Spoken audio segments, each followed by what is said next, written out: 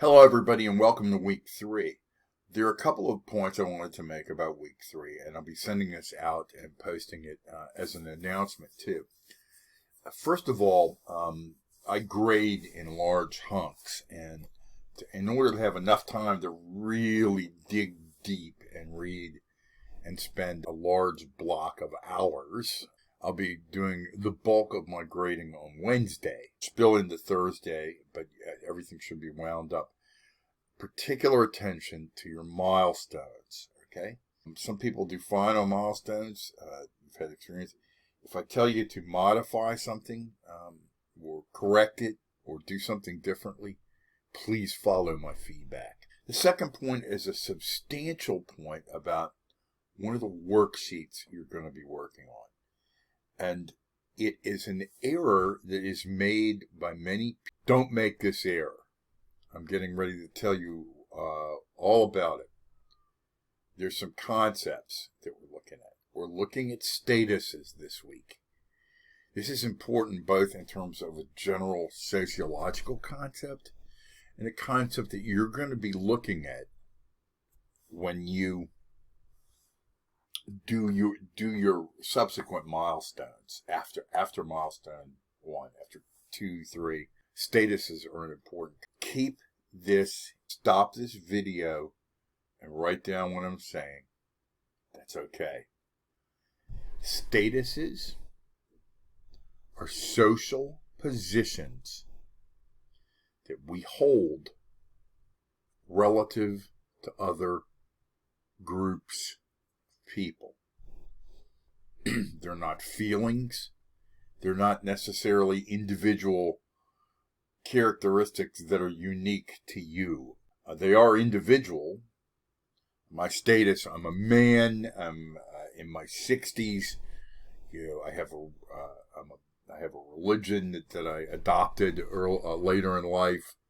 I have a socioeconomic status, I'm white, etc. All those are social statuses. They're all in relation to other people, okay? They're in relation to people who are women or not white or in their 50s or their 30s. You have two kinds of status, okay?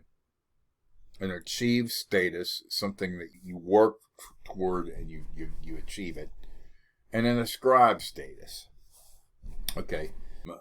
A man, okay, that was an ascribed status, okay? I have a PhD, that's an achieved status, okay? So ascribed is something that you're kind of born into. Achieved is something that you achieve. Okay. Associated with each of these statuses is something called a role. That's a behavior. Okay. So a role is a behavior. What does it mean for me to have a PhD? Well, for some people it means they're going to be doing research. For me, it means that I'm a teacher. Right? I teach. It's the behavior associated with a status. Okay? Now here is a critical point. Right? Don't overthink this. Don't overthink these things. This isn't a story necessarily about you as an individual. This is a story about you in relation and me in relation to everybody else in society. We're like some people and we're not like some people. Second of all, we have two concepts that have to do with the tensions or the environmental pushback that our statuses cause. Okay? And I'll give you some examples. Okay? There's something called role conflict. Role conflict is the tension or the pushback from your environment that results when two different statuses that you hold them, come into play. Say you're a mom. A lot of you have children. And you're an employee and you're a student. Each of those statuses has role behaviors. What if your child gets sick and you can't go to work, or you get called into work and you can't turn in a paper? That's called a role conflict. Your paper will ask you about role conflict, okay? That's a role conflict. But then you also have tensions within a particular status with the roles or the behaviors associated with a particular status. Okay? That term is role strain. Okay? So role strain is like, say you're a mom. Okay? Again, and you have 3 kids. Well, one kid gets sick, and the other kid has a baseball game that you have to go to, or a soccer game. Okay, and so you have tension within that status. Okay, so role conflict is tension that associated with behaviors between statuses. Role strain within a status. If you've watched this video, then you will gain the insight to successfully complete this paper.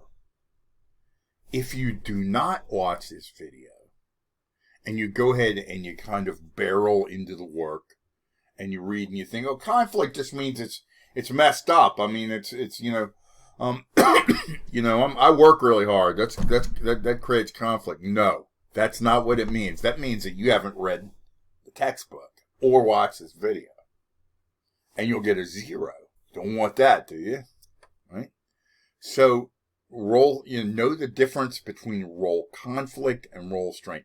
This is where I'm sharing this with you so you don't make this mistake. I'm happy when you get it. I'm bound by duty when you don't get it to give you a grade. And in that category, you'll get a goose egg. Don't overthink this stuff. Don't overthink it. It's not your autobiography. It's how you were placed into society in relation to other people who are moms, or other people who are men in their 30s, or et cetera, et cetera.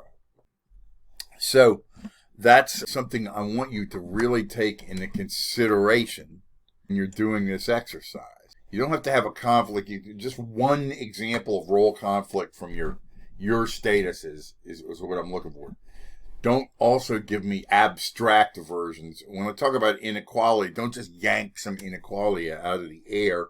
Make it based on what you're writing about. There's inequality. Again, if you're a mom, there's inequality right then and there in that status, because we have bad child care in this country, all right? So I want you to do this. And the final point I want to leave you with, because we're heading into 9 minutes, use a reference. I'm going to start to give 0s after this week if you don't have a reference. I've said this, and it's imperative that you have a reference. Okay? So if you've got any questions, drop me an email, and I will be getting down to grading. And we want to make sure, but I have to have a large block of time tomorrow. I work in some other contexts, and tomorrow is one of those. Okay? So have a great week, and work hard, study hard, enjoy yourselves, and take care of that work-life balance so that you don't have role conflict or role strain. Peace.